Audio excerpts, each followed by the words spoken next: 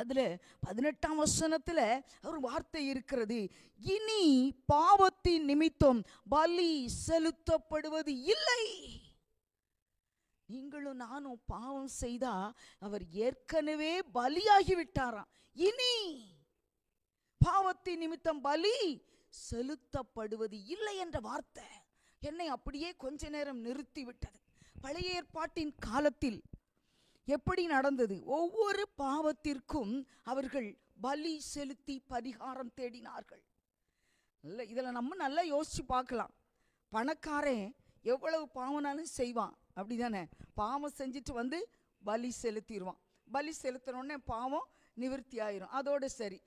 அதே ஒரு கஷ்டப்பட்டவன், ஒரு ஏழை பாவம் செய்தான்னா அவனுக்கு ஓடி ஓடி போய் பலி செலுத்துவதற்கு அவனுக்கு ஆடு வாங்க முடியுமா, மாடு வாங்க முடியுமா? இப்படிப்பட்ட ஆடு மாடுகளையெல்லாம் வாங்கி பலியை செலுத்துகிறது, தின்ப போய் பாவம் செய்கிறது தான் நடந்து கொண்டே இருந்தது.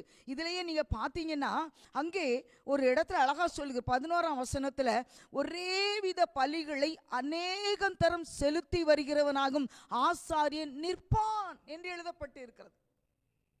ஒரே வித பலியை ஒரு நாளைக்கு எத்தனை தரமோ அவன் செலுத்த வேண்டியது இருக்கு. ஏன்னா எவ்வளவு ஜனங்கள் இருக்கிறாங்க. ஒரே பாவத்தை செய்துட்டு ஒரே மாதிரி பலிகளை செலுத்துவதற்கு வர ஜனங்கள் என்ன செய்வாங்க?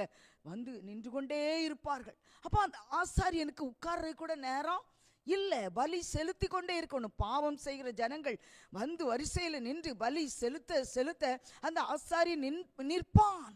ஆனா இந்த மகா பரிசுத்தமான ஆசாரியரோ உங்களுக்காகவும் எனக்காகவும் ஒரே பலியாக தன்னை ஒப்பு கொடுத்து இன்றைக்கு பிதாவுடைய வலது பார்சத்தில் உட்கார்ந்திருக்கிறார். நம்மை அமர பண்ணுகிற கர்த்தர், நம்மை அமர்ந்திருக்க செய்கிற கர்த்தர். இனி பாவம் நம்மை ஆண்டு கொள்ளாதபடிக்கு ஒரே பலி, இனி பாவத்தின் நிமித்தம் பலி செலுத்தப்படுவது இல்லை.